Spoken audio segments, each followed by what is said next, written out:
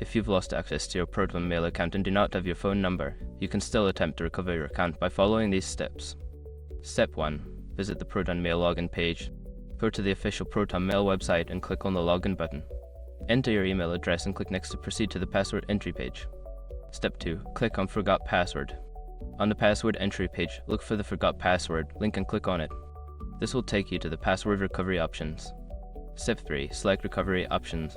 Since you do not have access to your phone number, choose the option that allows you to recover your account using your recovery email address if you have set one up previously. Step 4. Check your recovery email. Access the recovery email account you provided during the setup. Look for an email from ProtonMail containing a password reset link. Click on the link to initiate the password reset process. Step 5. Reset your password.